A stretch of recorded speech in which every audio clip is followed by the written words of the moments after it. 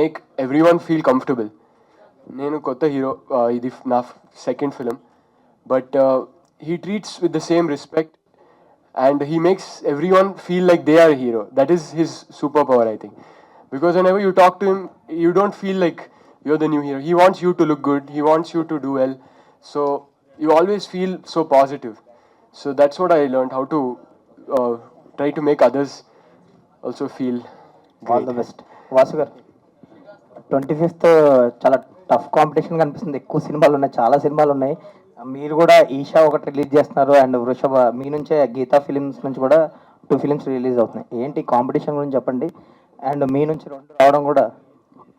అండి, one thing, competition అయితే చాలా మంచి కాంపిటీషన్ ఉంది. ఎందుకంటే అన్ని సినిమాలు చూస్తున్నాను కదా, చాలా బాగా ప్రమోట్ చేశారు. యాక్చువల్ 25th రిలీజ్ అయ్యే సినిమాలన్నీ కూడా శంబాల్ అవ్వచ్చు, దండోర్ అవ్వచ్చు, ఛాంపియన్ అవ్వచ్చు, ఈషా అవ్వచ్చు. ఇది కాబట్టి దాని డేట్ చేంజ్ చేయలేము. మిగతా తెలుగు ఫిలిమ్స్కి వచ్చినప్పటికీ ఏంటంటే సిచ్యువేషన్ అట్లా వచ్చింది. బికాజ్ నెక్స్ట్ పొంగల్ ఉన్నాయి, అక్కడ కూడా అన్ని పెద్ద సినిమాలు ఉన్నాయి. అక్కడ నియర్లీ పొంగల్లో కూడా 9 ఫిల్మ్స్ రిలీజ్ అవుతున్నట్టు ఉన్నాయి ఈ ఇయర్. సో హెవీ కాంపిటీషన్ ఉంది. బట్ డెఫినెట్లీ ఏ సినిమా బాగుంటే ఆ సినిమా అయితే ఎదురుకెళ్తుంది.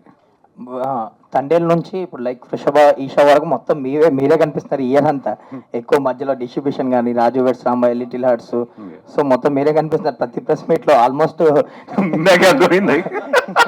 యాంకర్ కన్నా మీరే ఎక్కువ యాంకర్ కన్నా నేనే ఎక్కువ కనబడుతుంది. ఆవిడ కూడా ఎక్కడ మాట్లాడుతుంటారు అనుకుంటా. ఏంటి ఎంజాయ్ చేస్తున్నారు ఇదంతా? ఫెబ్ నుంచి ఇప్పుడు డిసెంబర్ మొత్తం మీదే నడుస్తుంది. I'm real enjoyed this year అండి. And so many stages. నాకే ఈ ప్రసాద్ లేకపోతే నా ఇంటికన్నా ఎక్కువసార్లు ఈ ప్రసాద్ ల్యాబ్కి వచ్చాను నేను. So really it's a nice year for me. So many films and so many successes. Next year కూడా బాగుండాలి. బట్ నెక్స్ట్ ఇయర్ ఎక్కువ ఏంటంటే I'm going to be on the production more than the releases. Next year BV works నుంచి ఎలాంటి సినిమాలు రాబోతున్నాయండి? మీరు చెప్పారు ఏదో 2-3 ప్రాజెక్ట్స్ ఏదో ఉంటాయని.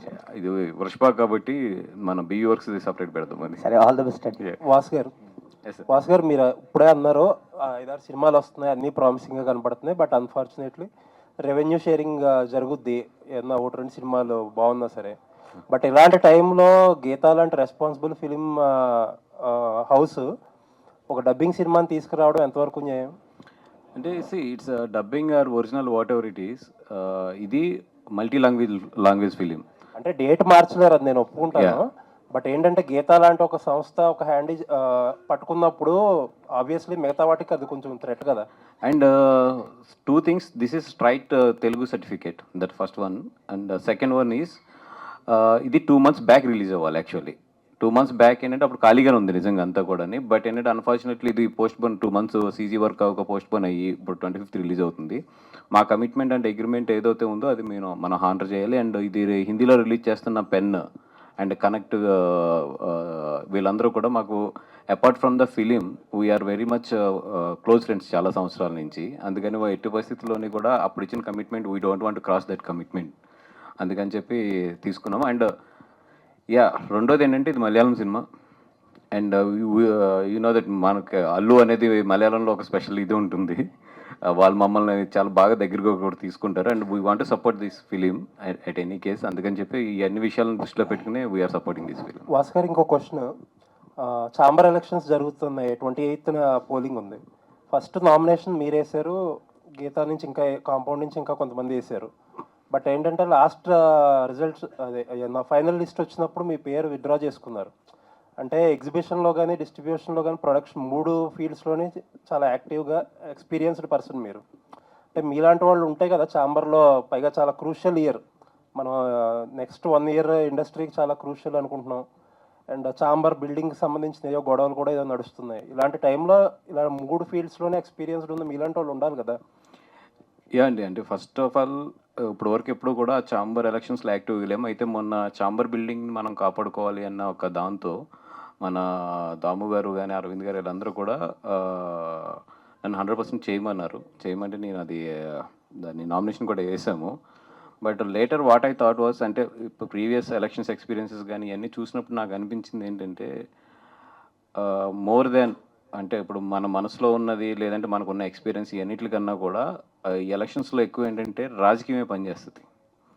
అంటే కరెక్ట్గా సినిమాలు చేసే ప్రొడ్యూసర్స్ ఇప్పుడు మనం ఒక 25-30 మెంబర్స్ ఉంటే కొంచెం ఫీల్డ్కి దూరంగా ఉండి ఒక ఎక్స్పీరియన్స్ ఉన్న ప్రొడ్యూసర్స్ మిగతా 300 మంది 400 మంది ఉంటారు.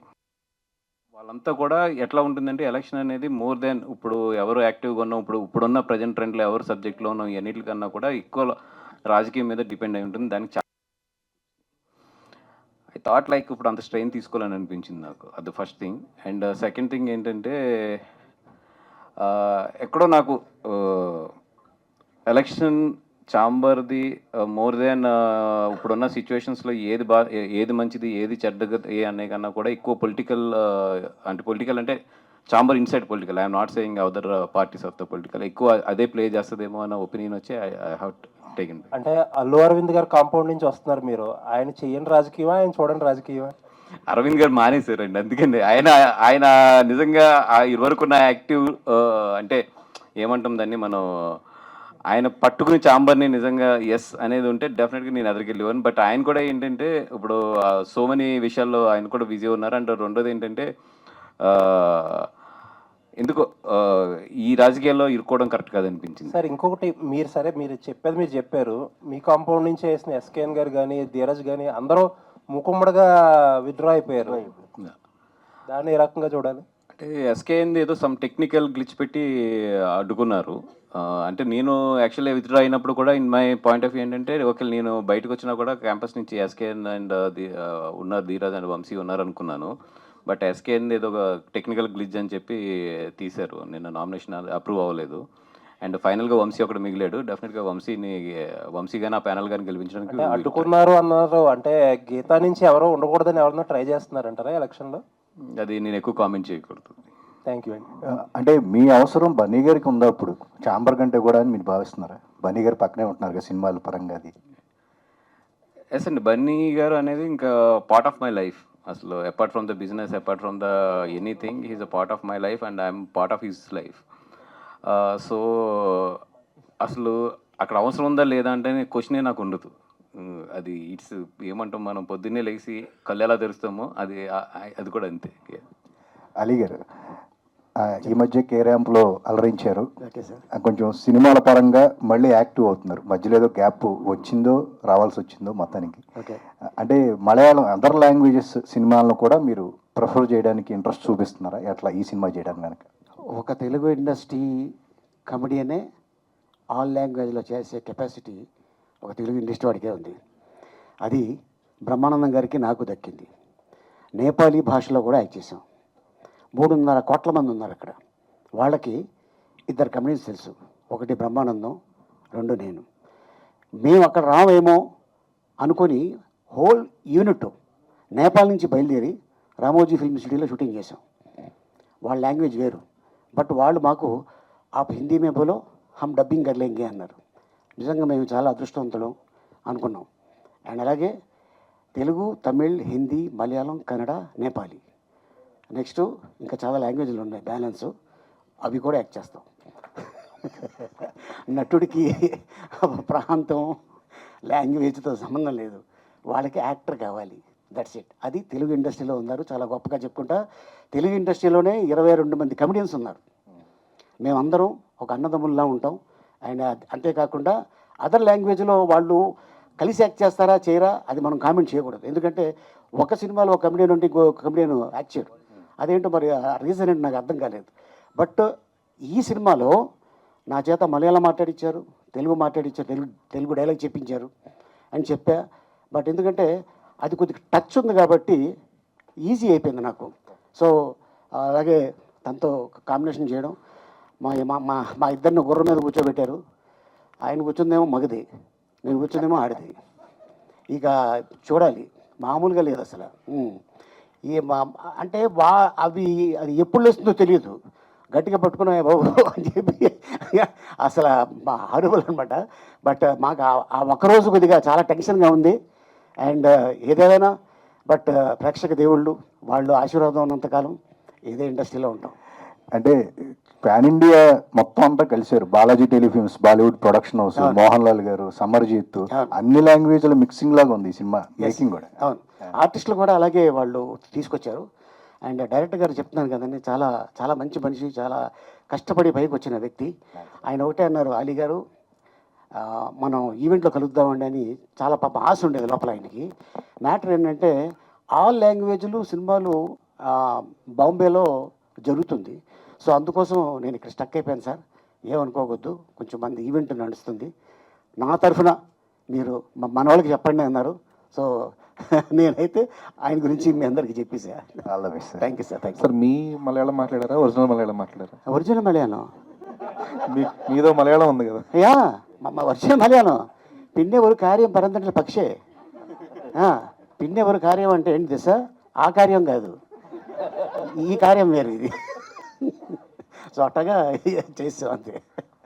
వాసు గారు ఇక్కడ సార్, అంటే మీరు వృషభ సగం చూసానన్నారు. బేసిక్గా గీతా ఆర్ట్స్ నుంచి వచ్చిన సినిమాలు, గీతా డిస్ట్రిబ్యూషన్ నుంచి వచ్చినాయి. ఈ మధ్యన మహావతార్ నరసింహ చూసుకున్న చావగాని అన్నీ కూడా బిగ్గెస్ట్ బ్లాక్ బస్టర్స్ అయినాయి ఇక్కడ. అక్కడ ఒరిజినల్గా ఎంత అయితే వచ్చిందో ఇక్కడ కూడా అంతే రేంజ్లో హిట్ అయినాయి కదా. సో మరి వృషభ మీరు చూసినంత వరకు, ఇందాక మాట్లాడుతూ ఏదో కథన్నా బాగుంటుంది లేకపోతే గ్రాండ్ ఇయర్ కూడా ఉంటుంది అన్నారు కదా. సో ఫైనల్ డెసిషన్ ఎవరో వృషభ తెలుగులో తీసుకురావడానికి, మీరేనా లేదా అరవింద్ గారు? ఇద్దరునండి. అంటే దీంట్లో ఉన్న మన కనెక్ట్లో వరుణ్ కానీ, అలాగే ఇప్పుడు పెన్ పిక్చర్స్లో ఉన్న సంజయ్ కానీ, వీళ్ళందరూ కూడా మాకు చాలా లాంగ్ రిలేషన్ ఉంది, ఇప్పుడు కాదు. ఇప్పుడు చావా కూడా పెన్ పిక్చర్స్ నుంచి మనకు గీతాకు వచ్చింది. అట్లాగే ఏంటంటే ఈ వృషభ కూడా అక్కడ హిందీలో పెన్ పిక్చర్స్ చేస్తుంది, తెలుగులో మనం చేస్తున్నాము. అట్లాగా it's a like collaboration of the ఇది. అండ్ అంటే నాకు ఒక 2 months బ్యాక్ చూపించారు, అప్పుడు రిలీజ్ అవుతున్నప్పుడు ఒక ½ an hour ఫిలిం. అంటే అప్పుడు ఇంకా గ్రాఫిక్స్ అవ్వలేదు, బ్లూ మ్యాట్ అంతా కూడా గ్రీన్ మ్యాట్లోనే ఉంది, చూసాము. బట్ దాంట్లోనే కొన్ని మూమెంట్స్ అయితే మాత్రం చాలా మంచి మూమెంట్స్ ఉన్నాయి. ఇంకా కాపీ అయితే చూడలేదు, మేబీ రేపు ఎల్లుండిలో చూస్తాను.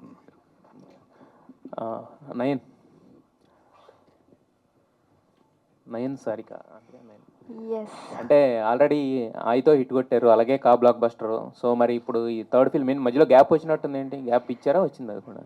గ్యాప్ ఇవ్వలేదు నేను, కానీ నేను I'm very selective about scripts basically since the beginning. So నాకు రొటీన్ స్టోరీస్ వద్దని నేను వృషభ చూస్ చేశాను. ఆ తర్వాత విష్ణు విన్యాసం కూడా వస్తుంది నెక్స్ట్ ఇయర్.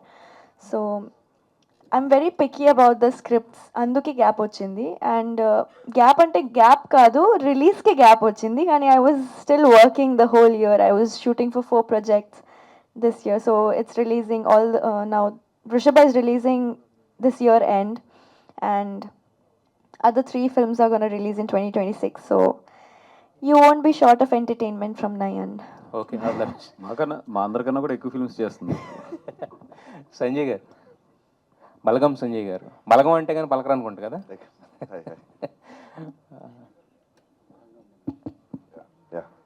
అంటే ఇప్పుడు అలీ గారు చెప్పినట్టు కమెడియన్స్ని ఇక్కడ నుంచి తీసుకెళ్లారు, బాగానే ఉంది. అంటే మీరు అంతా ఫైట్స్ ఇది కదా, సో తన్నులు తింటారు, అక్కడ ఎవరు దొరకలేదు, ఇక్కడి నుంచి మిమ్మల్ని తీసుకెళ్లారు. వాళ్ళకి తెలియాలి. అయితే ఇందాక మాట్లాడుతూ అలీ గారు ఏంటి, అజయ్ గారు కూడా ఉన్నారు ఈ సినిమాలో. అంటే బ్యాలెన్స్ చేశారు, నేను చూసిన దాంట్లో అన్ని లాంగ్వేజెస్ నుంచి కూడా బ్యాలెన్స్ చేసుకుంటూ వచ్చారు. అందుకనే వాళ్ళు తెలుగు స్ట్రైట్ సర్టిఫికేట్ కూడా తీసుకున్నారు ఈ సినిమా. ఓకే, ఆర్టిస్టులని మొత్తం అన్ని చేశారు. షూట్ కూడా తెలుగు సపరేట్ చేశారు మొత్తం. ఓకే, డైలాగ్స్ కూడా తెలుగులో చెప్పాను, తెలుగు స్ట్రైట్ తెలుగు డైలాగ్స్ చెప్పాను. అయితే ఇందాక అలీ గారు మాట్లాడితే మణికొండలో సగం అన్నారు, అదన్నారు ఇదన్నారు, ఏంటి మణికొండ ఏంటి ఏం లేదు సరదాగా ఇచ్చినట్టు సార్. నా ఇక్కడ ఏంటంటే 25th రోజు ఈ మూవీ నాది ఛాంపియన్ మూవీ, రెండిట్లో విలన్ నేనే, ఛాంపియన్. అండ్ అక్కడ ఏంటంటే వృషభలో రోషన్ గారు ఉండే ఫస్ట్, తర్వాత ఈ కేమ్ అండ్ ఈ హెస్ డన్ ఛాంపియన్. సో దాంట్లో నేను చేసాను, మళ్ళీ దీంట్లో కూడా విలన్ నేనే రెండిట్లో. సో 2 25th రిలీజ్ అవుతున్నాయి, 2 హిట్ అవ్వాలి. Okay, wish all the best. Thank you. Nayan గారు, సో అంటే క్యారెక్టరైజేషన్ సెలెక్ట్ చేసుకుంటారు అంటున్నారు, బట్ ఇందులో మీ క్యారెక్టర్ ఇంపార్టెన్స్, ఎందుకంటే మోహన్ లాల్ గారు ఉన్నప్పుడు కంప్లీట్లీ లుక్స్ అన్నీ ఆయన మీదకి వెళ్తాయి. సో మీ క్యారెక్టర్ ఇంపార్టెన్స్ ఎలా ఉండబోతుందని, and what is your arc of the character in the film? అదే like Nanda sir has written the story in such a way that ప్రతి ఒక్క క్యారెక్టర్కి ఒక ఇంపార్టెన్స్ ఉంది, ప్రతి ఒక్క క్యారెక్టర్కి ఒక character arc and character depth ఉంది. So of course Mohanlal sir's movie this is, and of course it is like all the attention will be towards him, but all of the characters are like, if there is one character missing from the script, it will fall apart. That is the way that Nanda sir has written the script. So every character has its own importance. and my character does too. So yeah, you will watch it in the theaters. Vasu గారు sir, అంటే ఇందులో periodic కూడా కొంత past historic Mohan Lal గారి characterisation అది ఉంది. So ఎంతవరకు ఆ క్యారెక్టర్స్ అంటే ప్రెజెంట్ అండ్ పాస్ట్కి రిలేటెడ్ ఎంతవరకు ఉంటుంది? మీరు ఏమన్నా దాని గురించి లేదండి, అంటే నాకు పెద్ద డీప్ డీటెయిల్స్ తెలియవు స్క్రిప్ట్ గురించి. బట్ యాజ్ దీంట్లో ట్రైలర్లోనే చెప్పారు కదండి, అది పూర్వజన్మ అనే సంథింగ్ కనెక్షన్ ఉన్నట్టుంది మొత్తం. బట్ ఇంకా నేను కూడా కాపీ చూడలేదు. అది ఇట్స్ బెటర్ టు డైరెక్ట్